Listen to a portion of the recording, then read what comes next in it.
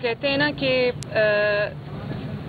Truth will prevail and fall, लेकिन सच सामने आता है। वो कहते हैं ना कि truth will prevail and falsehood is bound to perish. तो सच अल्लाह ताला एक ना एक दिन सामने लाता है और झूठ जो है उसको मिट जाना होता है। तो इंशाअल्लाह ताला ये होगा ज़रूर, मुझे अल्लाह ताला पर पूरा भरोसा है। और जब फैसला होगा उसके बाद मैं अपने केस पे आपसे बात करूँगी, वो वाली बातें भी करूँगी जो पिछले 5 साल जब से ये केस 2017 से चल रहा है, जो मैं नहीं की मैं अब करूँगी इंशाअल्लाह। जी खान साहब ने जो जज साहिबा के हवाले से अल्फाज इस्तेमाल किए और इस्लामाबाद के पुलिस अफसरान के हवाले से हाई कोर्ट ने उनके खिलाफ जो दहशतगर्दी की दफा थी उसको खारिज करके दफा उसमें केस चलाने का देखिए, उन पे जो भी दफा लगे, चाहे वो दहशतगर्दी की हो या वो तौहीन अदालत की हो या वो एक जज को ललकारने की हो, उसको डराने की हो, उसको धमकाने की हो, उन पर जो भी दफा लगाई जाए वो हर दफा में कन्विक्ट होते हैं, क्योंकि वो ये पूरी दुनिया के सामने कर चुके हैं। इसको साबित करने की जरूरत नहीं है।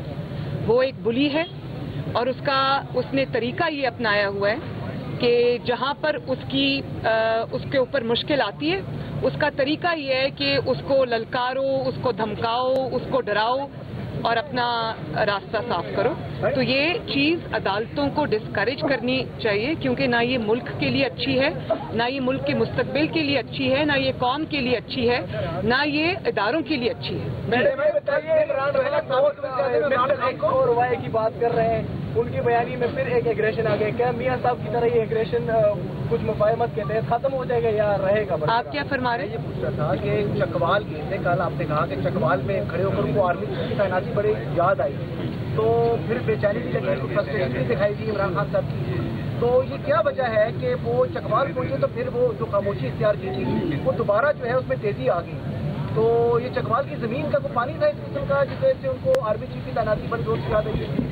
नहीं, वो जमीन का पानी नहीं है, वो कुछ ऐसे लोग जो उनके स्टेज पे भी बैठे हुए थे, वो वाला नेक्सस है। और मैंने कल अपनी ट्वीट में वो कह भी दिया था। लेकिन देखिए, चकवाल के जलसे के अंदर कुछ बातें बहुत प्रोमिनेंट थी। मैं इमरान खान के बारे में बात नहीं करना चाहती। मैं बिल्कुल समझती हूँ कि वो नॉन इशू है, वो एक ऐसा इशू है जिसको हमें सबको डिस्कार्ड करके पाकिस्तान के रियल इशूज पे फोकस करना चाहिए। हाउएवर, वो बहरूपिये की जो मुनाफकत है ना, उसको पाकिस्तान की कौम के सामने एक्सपोज करना भी उतना ही ज़रूरी है। तो कल मैंने कुछ चीज़ें नोट की।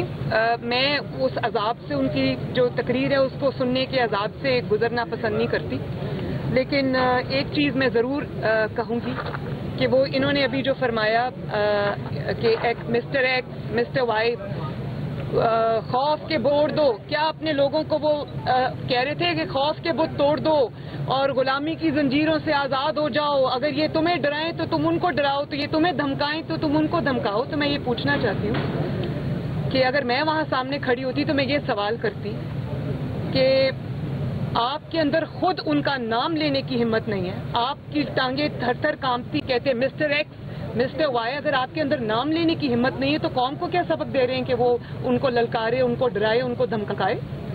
मरियम, आपके दौर में। और फिर वो ये कहते हैं, एक और बात भी देखें, उन्होंने कहा कि ये खबरें टीवी पे आई कि उन्होंने इस चीज़ से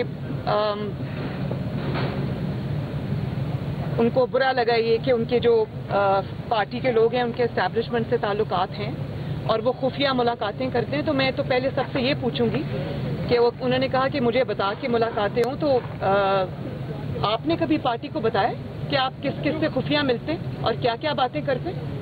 जब धरने में लोगों को आपने 2014 के बाद जो धरना था उसमें आपने लोगों को कहा कि उंगली उठने लगी है, ये हो गया है, वो हो गया है, हम आज़ादी के लिए आए हैं, और जनरल रहील शरीफ ने बुलाया तो हंसते हंसते निकल गए।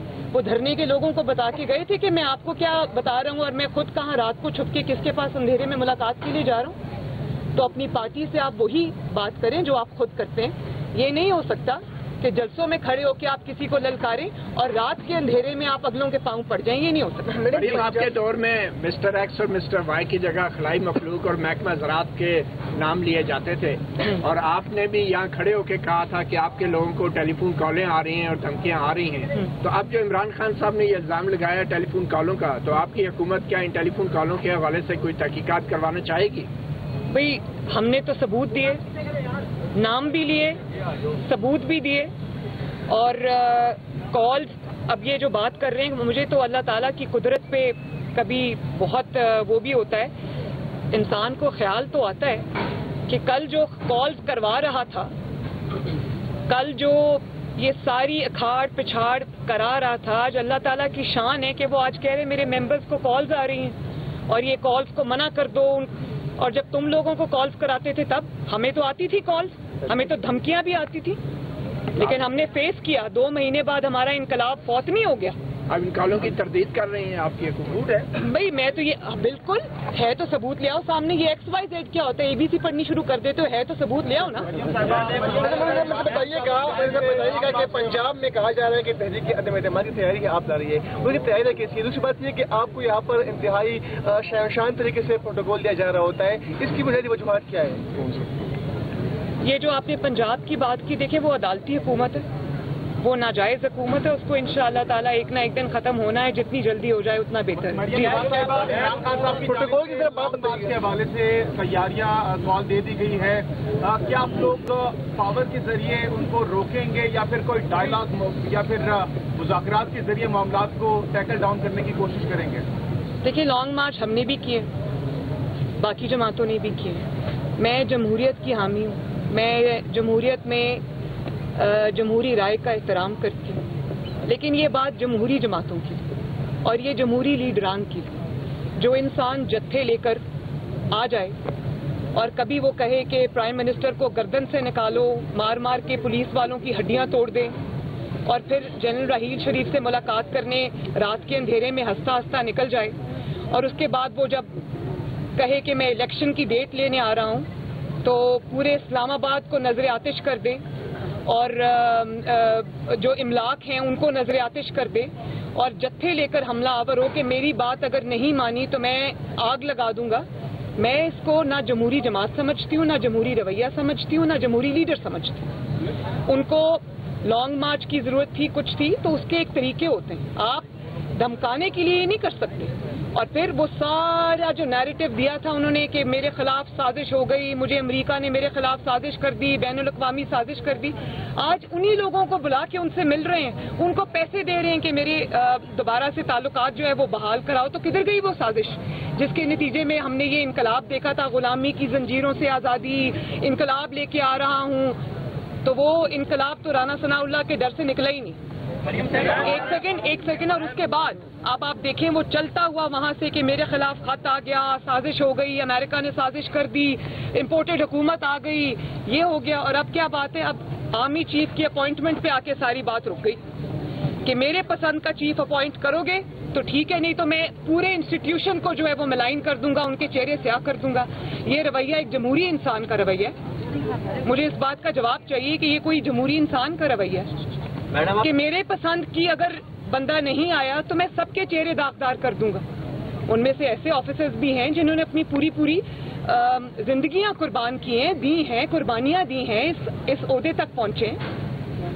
عمران خان کی بات یہ, اور یہ جو کہ نواز شریف کو نہیں اپوائنٹ کرنا چاہیے, زرداری کو اپوائنٹ نہیں کرنا چاہیے, چور کیونکہ وہ ان کی چوری کو پروٹیکٹ کرتے ہیں. تو بات یہ ہے کہ اپنی بھی عمران خان صاحب کی چوری, وہ جو ہیروں کا ہار تھا وہ پکڑی گئی تھی, تو اصل میں یہ اپنی چوریوں کو چھپانا چاہتے ہیں, بات اور کچھ نہیں. وہ یاد ہے نا ہیروں کا ہار جو چوری ہوا تھا, یہ سب جو ہے نا یہ سب یہ ڈرامہ ہے اور یہ پوری دنیا جانتی ہے. بھائی عمران خان اور جنرل باجوہ کی ملاقات ہونی چاہیے تھی.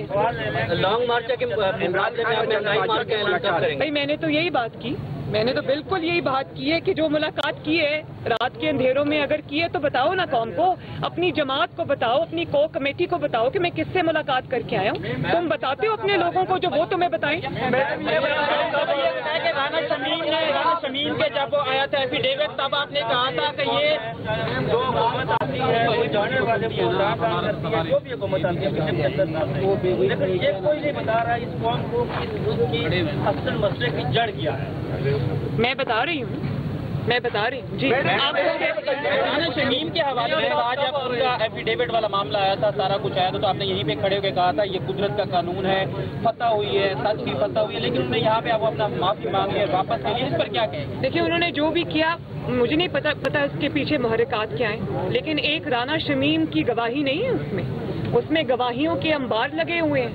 اس میں جو وفات پا گئے ہیں اللہ تعالیٰ ان کی بخشش کرے, جج ارشد ملک سے لے کر شوکت عزیز صدیقی صاحب, انہوں نے وہ سب کچھ آن ریکارڈ ہے, وہ سب کچھ کی ویڈیوز بنی ہوئی ہیں, لوگوں نے دیکھی ہیں, سنی ہیں. شوکت عزیز صدیقی صاحب نے جو انکشافات کیے ہیں وہ انہوں نے لائیو کیے تھے لوگوں کے سامنے, دنیا نے سنے. تو آپ کس کی گواہی کو جتلائیں گے؟ اور جس طرح یہ نیب نے فرار اختیار کیا ہے میرے کیس میں, ابھی نواز شریف صاحب انشاءاللہ واپس آئیں گے, ان کے کیس میں بھی دودھ کا دودھ پانی کا پانی ہوگا انشاءاللہ, کیونکہ انصاف کی جیت ہو کے رہنی ہے.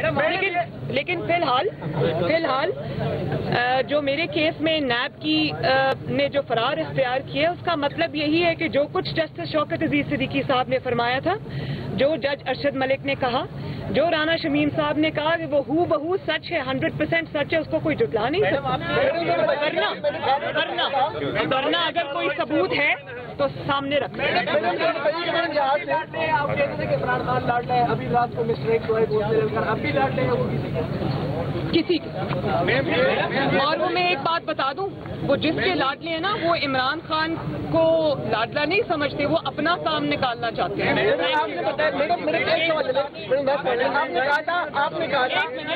ان کا سوال لینے تھے. آپ نے مہنگائی مار کے اوپر بتانا تھا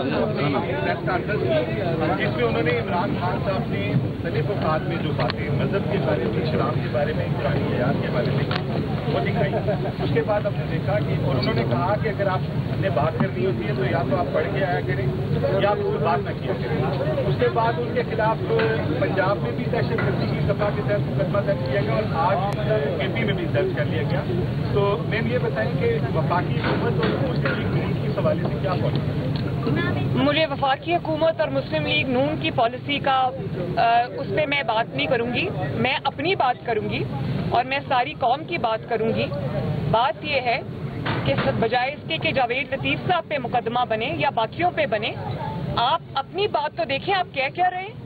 آپ کبھی کہتے ہیں کہ لا الہ الا اللہ سے میں قوم کو آزاد کروں گا, میں نبی پاک صلی اللہ علیہ وسلم کی سنت مبارک سے لوگوں کو آزاد کروں گا. یہ آپ کس قسم کی زبان بول رہے ہیں؟